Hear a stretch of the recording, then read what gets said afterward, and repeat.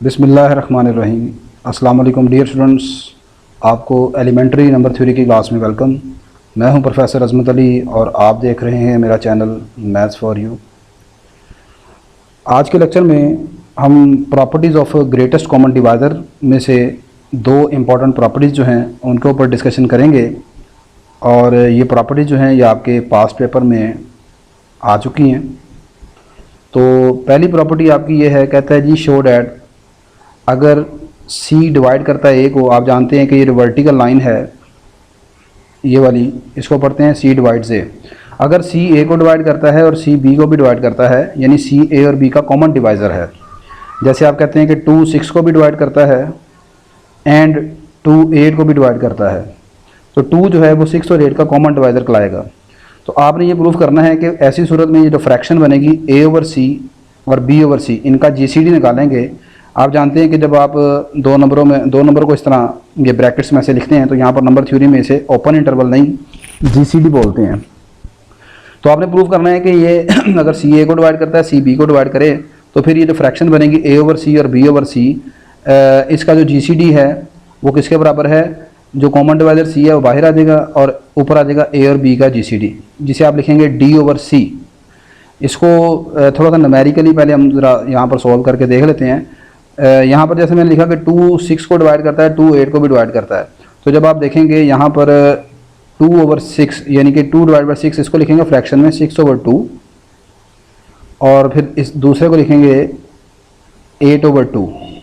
तो यहाँ पर आपका A जो है वो बेटा 6 है और आपका जो A 8 है वो B है और C जो है वो 2 के बराबर है।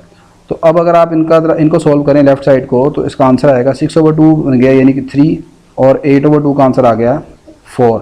अब 3 और 4 का अगर आप GCD निकालें, एक ऑड नंबर है एक इवन नंबर है, तो ऑड जब भी ऐसा हो ये ऑड है और ये इवन है, तो ऐसी सूरत में हमेशा दोनों नंबरों का जो GCD निकलेगा वो 1 के बराबर आ जाएगा। ठीक होगी बात ये। अच्छा, अब राइट साइड में आप गौर करके देखें तो राइट हैंड साइड को अगर आप सोल्व करें तो राइट हैंड साइड में है A और B का GCD ऊपर लिखेंगे और डिवाइड करेंगे 2 को, तो अब भी आपने देखना कि आंसर 1 के बराबर आता है। अब A की वैल्यू यहाँ पर मैंने बताया था कि 6 है और B की वैल्यू 8 है, तो 6 और 8 का GCD आ गया, नीचे आ गया 2।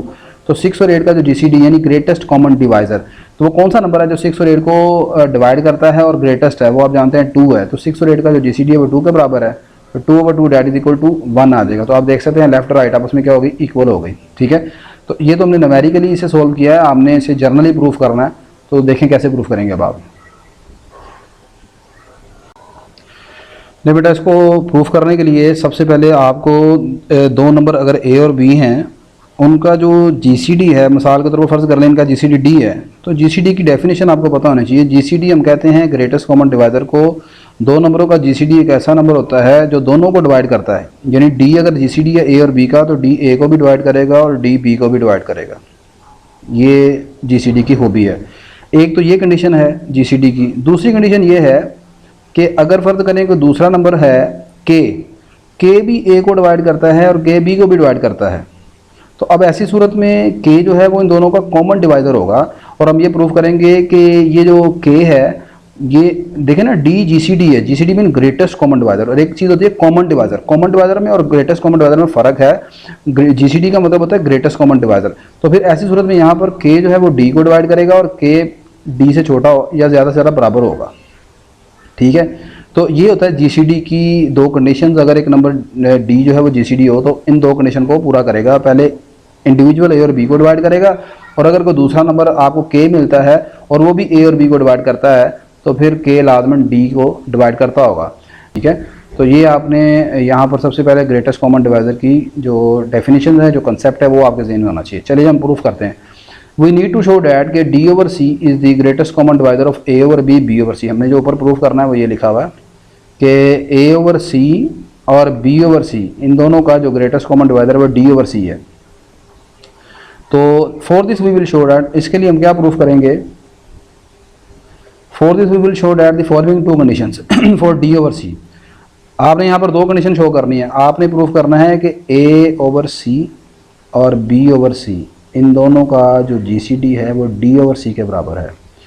अब ये अगर जीसीडी दोनों डी और सी है तो आपने दो शराइत पूरी करनी है। पहली कंडीशन ये है कि जैसे जीसीडी के मतलब मैंने बताया कि जीसीडी ऐसा नंबर है जो इसको भी डिवाइड करेगा, इसको भी डिवाइड करेगा, तो इसका मतलब आपका d over c a over c को भी डिवाइड करेगा और d over c b over c को भी डिवाइड करेगा। और फिर अगली दूसरी कंडीशन ये है कि फॉर देयर एग्जिस्ट के, अगर आपको कोई के मिलता है सच डैट कि के ए ओवर सी को भी डिवाइड करता है और के बी ओवर सी को भी डिवाइड करता है, तो फिर याद रखें के इसका कॉमन डिवाइजर होगा और के आपका डी ओवर सी से छोटा होना चाहिए या ज़्यादा से ज़्यादा बराबर होगा।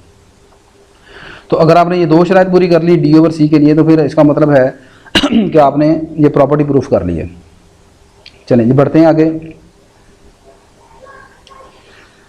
अच्छा, as it is given that, ये चीज़ आपको गिवन है कि सी ए को डिवाइड करता था और सी बी को भी डिवाइड करता था, ठीक है। अब सी अगर ए को भी डिवाइड करता है, सी बी को भी डिवाइड करता है, जैसे मैंने शुरू में बताया कि 2 6 को भी डिवाइड करता है, 2 8 को भी डिवाइड करता है। तो फिर मुझे बताएं कि 6/2 और 8/2 ये दोनों इंटीजर नहीं होंगे। 6/2 का आंसर आएगा 3 के बराबर और 8/2 का आंसर आएगा 4 के बराबर।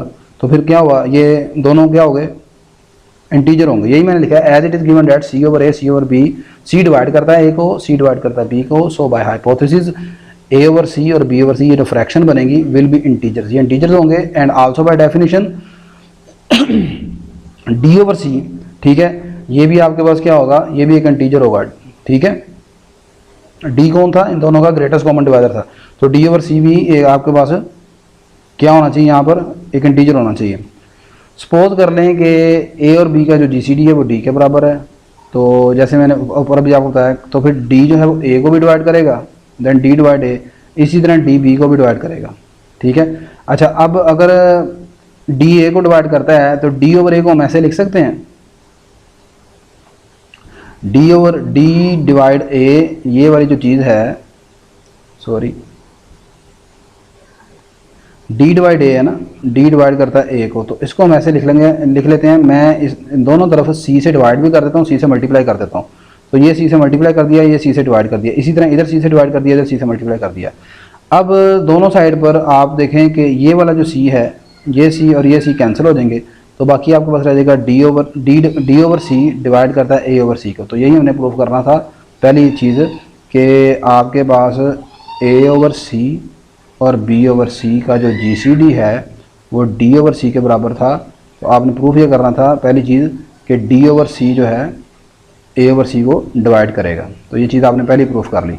सेकंड चीज़ ये है, सिमिलरली डी आपका बी को भी डिवाइड करता है, वो कहाँ से, ये वाली चीज़ आई है यहाँ से। देखें यहाँ पर दो चीज़ें हैं, इस चीज़ को मैं यूज़ कर रहा हूँ, इस इंफॉर्मेशन को कि ए और बी का जीसीडी डी के बराबर है, ये चीज़ गिवन है। हमने प्रूफ ये करना है कि इस फ्रैक्शन, ये जो आपकी फ्रैक्शन है ए ओवर सी और बी ओवर सी, इसका जीसीडी डी ओवर सी के बराबर है। तो अब यहाँ पर डी ने जिस तरह ए को डिवाइड किया इसी तरह डी बी को भी डिवाइड करेगा। तो अब अगर डी डिवाइड करता है बी को, तो हम इसको ऐसे लिख सकते हैं कि सी से मल्टीप्लाई सी से डिवाइड, जिस तरह मैंने ऊपर बताया आपको, सी से डिवाइड सी से मल्टीप्लाई, यहाँ पर भी सी से डिवाइड सी से मल्टीप्लाई, फिर बाद में ये वाला सी दोनों तरफ से कैंसिल कर दिया आपने, सी कैंसिल हो जाएगा, बाकी क्या रह जाएगा, डी ओवर सी डिवाइड करेगा बी ओवर सी को। तो ये आपने जो कंडीशन, दो कंडीशन मैंने ऊपर कही थी ना आपको प्रूफ करने के लिए, ये तो पहली कंडीशन पूरी हो गई कि डी ओवर सी डिवाइड करता है ए ओवर सी को, ये भी प्रूफ कर दिया और ये भी हमने प्रूफ कर दिया। अब दूसरी कंडीशन है के वाली। अब हम ये देखेंगे कि अगर कोई नंबर के है ऐसा कि ए ओवर सी को डिवाइड करता है, तो फिर के एंड के बी ओवर सी को डिवाइड करता है, देन के जो है वो इससे छोटा या बराबर होगा। अब इसकी तरफ मूव करते हैं। अच्छा, यहाँ पर मैंने लिखा hence from 1 and 2 condition, first condition of GCD is hold. Next we will show that condition 2, दूसरी कंडीशन अब आपने प्रूफ करनी है, और दूसरी कंडीशन ये है, दूसरी कंडीशन ये थी that d over c is the greatest common divisor. D over c जो है वो ग्रेटेस्ट कॉमन डिवाइजर है, तो कॉमन डिवाइजर ग्रेटेस्ट है, that is all other divisor of a over c and b over c are less than d over c. यानी कि हमें ये प्रूफ करना है कि इसके जितने भी दूसरे डिवाइजर हैं वो डी ओवर सी से छोटे या बराबर हो सकते हैं, ज़्यादा, लेस देन इक्वल टू। ले जी, अगर के डिवाइड करता है ए ओवर सी को, तो दोनों तरफ सी से मल्टीप्लाई कर दें या सी को दूसरी तरफ शिफ्ट कर देंगे, तो याद आएगा के सी डिवाइड करेगा ए को। सिमिलरली अगर के डिवाइड करता है बी ओवर सी को, तो फिर यहाँ से के सी डिवाइड करेगा बी को। अब मुझे बताएं कि अगर के सी ए को भी डिवाइड करता है और के सी बी को भी डिवाइड करता है, तो उसका मतलब के सी इन दोनों का क्या हुआ, कॉमन डिवाइजर हुआ ना। जैसे ऊपर 2 6 को भी डिवाइड करता है और 2 8 को भी डिवाइड करता है, तो 2 जो है वो 6 और 8 का क्या होगा, कॉमन डिवाइजर होगा। तो लिहाजा यहाँ पर के सी इनका कॉमन डिवाइजर हो गया, तो के सी डिवाइड करेगा। अगर अब उन दोनों का ए और बी का कॉमन डिवाइजर है, तो कॉमन डिवाइजर है ए और बी का, तो फिर के सी इन दोनों के जीसीडी को डिवाइड करेगा। किसके जीसीडी को, ए और बी के जीसीडी को। अब ए और बी का जीसीडी है कौन, डी है, तो सी इधर मल्टीप्लाई हो रहा है, दूसरी तरफ शिफ्ट कर देंगे तो के डिवाइड करेगा डी ओवर सी को। तो यही आपने प्रूफ करना था कि अगर आपको कोई नंबर के मिलता है तो वो डी ओवर सी यानी इससे छोटा होगा। अब और इसको डिवाइड करेगा, तो के डिवाइड करके डी ओवर सी को। दिस शोज दैट के डिवाइड जी सी डी डी ओवर सी, किसका जी सी डी, ए ओवर सी का और बी ओवर सी का। अगली चीज़ ये कि के डी ओवर सी से छोटा कैसे है। जब आप यहाँ पर देखें के और डी ओवर सी क्या हैं, इंटीजर्स हैं। जब एक इंटीजर दूसरे इंटीजर को कंप्लीटली डिवाइड करता है तो पक्की बात है पहले वाला इंटीजर दूसरे वाले इंटीजर से लाजमन छोटा या ज़्यादा बराबर हो सकता है। मिसाल के तौर पर 4 एक इंटीजर है और ये 24 को डिवाइड कर रहा है, तो 4 जो है वो ज़्यादा से ज़्यादा अब डिवाइड कर रहा है, तो 4 यहाँ पर 24 से क्या है, छोटा है। इसी तरह अगर आप कहें कि 24 डिवाइड करता है 24 को यहाँ पर, तो अब क्या है, ये भी इंटीजर ये भी इंटीजर, तो अब ऐसी सूरत में 24 और 24 क्या हो जाएंगे, आपस में इक्वल हो जाएंगे। ठीक है, तो अगर के एक इंटीजर है, ये एक इंटीजर है और डी ओवर सी भी एक इंटीजर है, तो ये भी इंटीजर ये भी इंटीजर है, पहला इंटीजर दूसरे इंटीजर को डिवाइड कर रहा है, I1 I2 कह लेते हैं। तो ऐसी सूरत में by definition of divisibility I1 जो है वो हमेशा I2 से लेस देन इक्वल होगा। ठीक है जी, यही आपने प्रूफ करना था। Hence both conditions of GCD are satisfied. So ये आपने प्रूफ करना था कि ए ओवर सी और बी ओवर सी का जो GCD है वो डी ओवर सी के बराबर है, और डी क्या है, a GCD of a b over c. Corollary आपकी इसके प्रूफ में आ चुकी है। ये आपके पास पंजाब यूनिवर्सिटी में BS मैथ 4th सेमेस्टर 2021 का जो पेपर था उसमें ये प्रूफ करने के लिए उसने दिया हुआ है कि A ओवर D और B ओवर D का जो GCD है 1 के बराबर है, अगर D जो है वो A और B के बराबर हो। यानी अगर दो नंबरों का GCD आपने निकाल के रखा है वो D के बराबर है, तो फिर अगर दोनों को D पर डिवाइड करें तो आंसर हमेशा 1 के बराबर आएगा। मिसाल के तौर पर आप चेक करके देख लें, जैसे हमने ऊपर अभी किया था जी कि 12 और 24 इन दोनों का जो GCD है, इन दोनों का GCD यानी ग्रेटेस्ट कॉमन डिवाइजर वो 6 के बराबर है। 6 इन दोनों का ग्रेटेस्ट कॉमन डिवाइजर है। 6 12 को भी डिवाइड करता है, 6 24 को भी डिवाइड करता है। नहीं सॉरी, इसका ग्रेटेस्ट कॉमन डिवाइजर आएगा 12। तो 12 और 24 का जो ग्रेटेस्ट कॉमन डिवाइजर है वो आपके पास है 12 के बराबर। ठीक है, अब अगली बात ये कि आप अगर इन दोनों नंबरों को अब इस GCD के ऊपर डिवाइड कर दें, यानी 12 ओवर 12 कोमा 24 ओवर 12। अब आप इसे सोल्व करें तो अब इसका आंसर हमेशा 1 के बराबर आएगा। कैसे, 12 ओवर 12 आंसर आ गया 1 और 24 ओवर 12 आंसर आ गया 2। तो 1 और 2 दोनों किसी एक टेबल में किस में जाते हैं, greatest common divisor, that is 1। ठीक है, तो इन दोनों का GCD किसके बराबर आएगा, 1 के बराबर। ये आपने प्रूफ करना है। तो अब इसको मुकम्मल प्रूफ करने की ज़रूरत नहीं है, आप सिंपल ये लिखेंगे इन अबव प्रॉपर्टी। आपने जो ऊपर वाली प्रॉपर्टी प्रूफ की थी, ऊपर वाली प्रॉपर्टी आपने क्या प्रूफ की है कि A over c comma B over c इन दोनों का जो GCD है वो बराबर है D ओवर सी के। ऐसे ही है, आप ऐसे करें, मैंने लिखा है जी कि in above property replace C is equal to D। इसमें C की जगह D लिख दें तो ये बन जाएगा A over D comma B over D। तो इधर भी C की जगह D लिख दें तो D over D that is equal to 1। तो अगर ये प्रॉपर्टी आपने प्रूफ करनी है तो पहले ऊपर वाली प्रॉपर्टी प्रूफ करने के बाद आप फिर यहाँ पर पहुँचेंगे। ठीक है, नेक्स्ट देखते हैं इसकी सेकंड प्रॉपर्टी की तरफ। छोटी सी प्रॉपर्टी है। सेकंड प्रॉपर्टी आपकी बेटा बड़ी इंटरेस्टिंग प्रॉपर्टी है। प्रॉपर्टी कुछ इस तरीके से है कि अगर मिसाल के तौर पर आपने दो नंबरों का GCD निकाल के रखा है, जैसे ऊपर वाली एग्जांपल में 12 और 24 है, ये दो नंबर हैं आपके पास। अगर आप इन दोनों नंबरों को किसी एक तीसरे नंबर से मल्टीप्लाई कर देते हैं, लाइक एज आपने मल्टीप्लाई कर दिया 7 के साथ।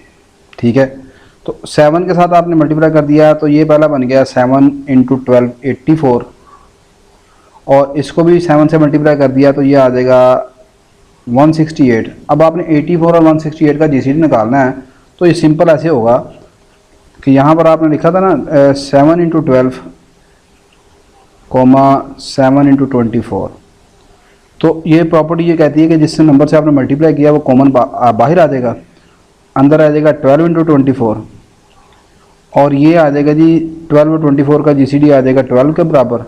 तो फाइनल आंसर इसका कितना आ जाएगा 84 के बराबर। यानी कि आपने अगर किसी नंबर से मल्टीप्लाई किया अंदर किसी दोनों नंबरों को तो वो बाहर कॉमन आ जाएगा इस तरह, ठीक है, और बाद में फिर आप जो रिमेनिंग अंदर रहता है उसका जीसीडी निकाल दें। तो ये प्रॉपर्टी है असल में ऐसे। अब इसको हम प्रूव करते हैं। शो डैट कहते हैं n a comma n b, इन दोनों का जीसीडी जो है वो n time a comma b के बराबर है, और ए कोमा बी का जो जीसीडी है ए बी का वो डी के बराबर हो, तो उसे एन डी कह सकते हैं। और एन आपका एक पॉजिटिव इंटीजर है यहाँ पर। नहीं जी, यहाँ पर डी जो है वो आपके पास जीसीडी है ए और बी का। So by using Bezout lemma, Bezout lemma मैं अपने लास्ट लेक्चर में प्रूव कर चुका हूँ, ठीक है। वो बेज आउट लेमा की स्टेटमेंट क्या थी, याद रखें जब भी आप किसी थ्योरम को, किसी क्रॉलरी को, किसी रिजल्ट को आप इस्तेमाल करें अपने प्रूफ में, कि जैसे मैं यहाँ पर कह रहा हूँ कि बेज आउट लेमा, तो बेज आउट लेमा की बात की है तो फिर इसकी आपने स्टेटमेंट लाजमी यहाँ पर लिखनी है, ठीक है। तो कहता क्या है कि Bezout lemma, so by using Bezout lemma, वो बेज आउट लेमा की जो स्टेटमेंट वो ये है, D can be expressed as a linear combination of A and B. Bezout lemma ये कहता है कि अगर ए और बी का जीसीडी डी के बराबर है तो बेज आउट लेमा की जो स्टेटमेंट है मुकम्मल वो ये है कि D is the smallest positive integer. तो जीसीडी यानी कि जीसीडी दो नंबरों का जीसीडी एक ऐसा स्मॉलेस्ट पॉजिटिव इंटीजर है that can be expressed as a linear combination of A and B, ठीक है। अब लीनियर कम्बिनेशन क्या होता है? लीनियर कम्बिनेशन अगर आपने नहीं पढ़ा तो सिंपल से बताता हूँ, a x plus b y form, this form is called linear combination of a and b. ax plus by form is called linear combination form of a and b. जैसे कि आप कहते हैं कि पेरीमीटर ऑफ रेक्टेंगल है, perimeter of rectangle किसके बराबर होता है? 2 time length plus 2 time width के बराबर, ठीक है ना। तो ये आपके पास a x plus b y form बन जाती है, ठीक है। तो यहाँ पर मैं कह सकता हूँ कि perimeter p is a linear combination of l and डब्ल्यू। तो D को हमने लिख लिया as a linear combination of A and b, यानी a x plus b y form में। दोनों तरफ मैंने एंड से मल्टीप्लाई कर दिया क्योंकि मैंने ऊपर फॉर्म बनानी है एन डी, ठीक है। एन टाइम डी वाली फॉर्म बनानी है ना, ये यहाँ पर जो हमने प्रूफ करना है, ये क्या लिखा हुआ है? N d. तो आपने जो लीनियर कम्बिनेशन निकाला है उसको दोनों तरफ आपने डी से एन से मल्टीप्लाई किया, आ गया n time d n a x plus n b y, इसे स्टार कह देते हैं। अब अगली बात गौर से देखिएगा, as right side of star, यानी ये वाली जो सारी साइड है, right side of star shows linear combination of n and n b. आप देखें ना, linear combination of A and b क्या है? ए और बी का जो लीनियर कम्बिनेशन है, ए और बी का लीनियर कम्बिनेशन होता है a x plus b y form. This is the linear combination of A and b. क्या है linear combination of A and b? कैसे? ए के साथ एक्स जोड़ दिया, बी के साथ ये वाई जोड़ दिया, तो ये क्या बन गया? Linear combination of A and b. तो अब मुझे बताइए, अगर आप यहाँ पर मैं इसको ऐसे लिख लूँ, एन ए के साथ मैंने एक्स को जोड़ दिया और एन बी के साथ मैंने वाई को जोड़ दिया, तो फिर क्या कहलाएगा? ये मैं कह सकता हूँ कि x, this is the linear combination of n a and n b. तो लिहाजा ये एन ए और एन बी का लीनियर कम्बिनेशन हो गया right side of star. So star can be written as. अब अगली बात, मैंने जैसे कि अभी आपको बताया कि लीनियर जो जीसीडी है, जीसीडी वो लिखा जा सकता है लीनियर कम्बिनेशन के तौर पर। तो फिर मुझे बताएं कि एन ए और एन बी इन दोनों का जो जीसीडी है उसको ऐसे ही लिखेंगे ना, इस तरह ब्रैकेट में। तो फिर इसको मैं अगर लिखना चाहूँ तो इसे ऐसे लिख सकता हूँ, this can be written as linear combination of, this can be written as. तो यहाँ पर मैं बता रहा हूँ कि आपने एन ए और एन बी का जो जीसीडी है वो इस तरह ब्रैकेट में लिख दिया। अब अगली बात मैंने बताया है कि आप इस जीसीडी को लिख सकते हैं as a linear combination of n a and n b. तो इसको हम ऐसे लिख सकते हैं, यानी ये जो सारा लीनियर कम्बिनेशन है, अगर इसको मैं क्लोज फॉर्म में लिखूँ तो ऐसे लिख सकता हूँ, ठीक होगी बात ये। तो ये सारा मैंने, यानी कि यहाँ पर इस सारे की जगह, इस ब्रैकेट की जगह में इस सारे सम को मैंने इस तरह लिख दिया, n a comma n b. अब ये n a comma n b किसके बराबर आ गया? एन डी के बराबर आ गया। तो ये आ गया n a comma n b का जीसीडी एन डी के बराबर। तो अब आगे डी की वैल्यू यहाँ पर पुट कर दें, तो डी की वैल्यू पुट करूँगा तो ये आ जाएगा एन टाइम ए और बी का जीसीडी। तो यही आपने प्रूफ करना था सारा ये, ठीक है। तो आज के लेक्चर में बेटा हमने जीसीडी की दो प्रॉपर्टीज़ का प्रूफ किया। आई होप कि आपको समझ आई होगी। फिर भी किसी चीज़ की कमी पेशी रह गई हो तो आप मुझे कमेंट्स करके बता सकते हैं, इंशाल्लाह उस प्रॉब्लम को दूर किया जाएगा। मेरी ये वीडियो अगर आपके लिए हेल्पफुल है तो वीडियो को लाइक कीजिएगा, शेयर करें, चैनल को सब्सक्राइब कीजिएगा, अपने दूसरे दोस्तों को बताएं। इतनी मेहनत आपके लिए करते हैं बेटा। तो इंशाल्लाह नेक्स्ट लेक्चर में आपसे दोबारा मुलाकात होती है जी। अल्लाह हाफ़िज़।